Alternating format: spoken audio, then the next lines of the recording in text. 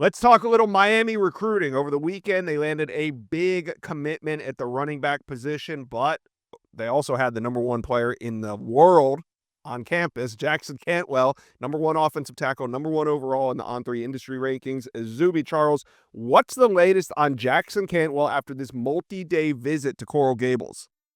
Yeah, it was absolutely huge for Miami to get Cantwell and his entire family down there, in South Florida for a multi-day visit, like you mentioned. When he first came to Miami, it was just him and his mom, and then this time his dad joined him along as well to really check out what the Canes have to offer. And he got to see a lot of things. Obviously, spending a few days down in Miami isn't bad, and he really enjoyed his time. And he really had a lot of great things to say about not only Coach Cristobal, but Coach Mirabal and that entire offensive line staff.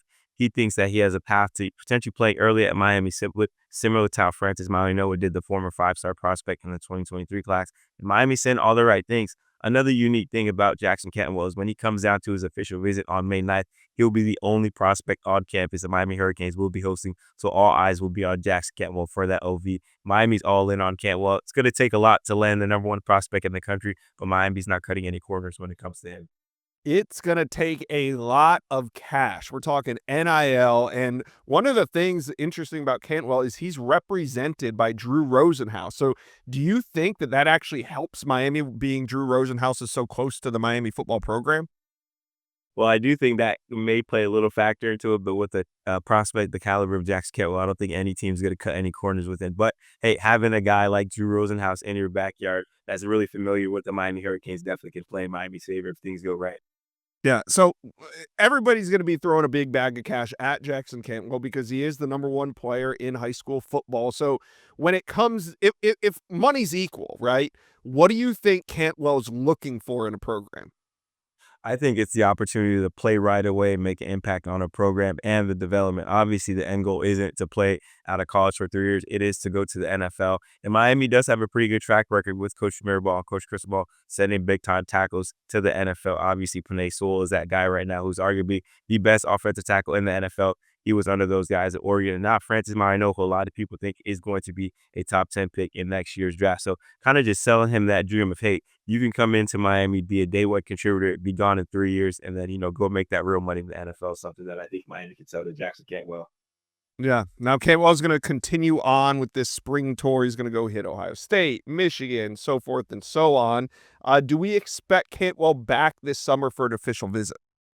Yep, so he has that official visit locked in for May 9th. Like I said, he'll be the only guy on campus that weekend. So Miami's gonna put all their chips on the table for Cantwell, roll out the red carpet. And it's pretty rare to see a prospect get an entire official visit weekend by himself. But like I said, the number one prospect in that 2026 class is getting just that from Miami. All right, we'll be talking about that on the show in the weeks to come. All right, we got to cover the big news of the weekend. Javian Mallory, elite running back from West Boca, committed to Miami over the weekend. That one's been trending in the Canes' direction. Good to see them close out that recruitment. We know they want to take one more, and I'm looking at this running back room, and it is the running back board, and it is absolutely stocked with talent. You got two backs coming in from Ohio this week. You got Derek Cooper on the board. You got the Oregon running back that they're trying to flip. You got Javian Osborne on the board as well. Who do you view right now as the Canes' top target at the running back position? Yeah, like you mentioned, it's pretty hectic with the Miami Hurricanes running back board, and they made it clear they want to take two guys this cycle. But the guy that I think is kind of at the top of it is another South Florida running back, Derek Cooper, out of Shabbat Al-Madonna.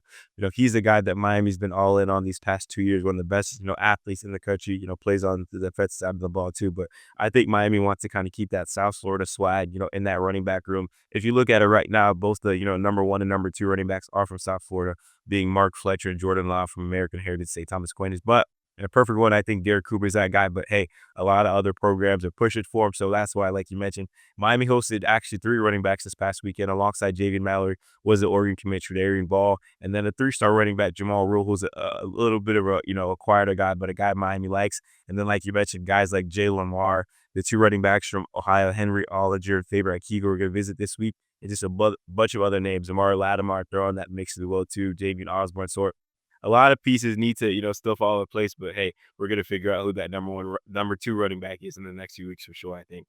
Yeah, this is a good problem for Canes fans to have. There's so much talent at this running back board that there's no way that they don't get a quality second back. We'll just got to see who it is. You think Derek Cooper right now is probably the top name for Cane fans to know?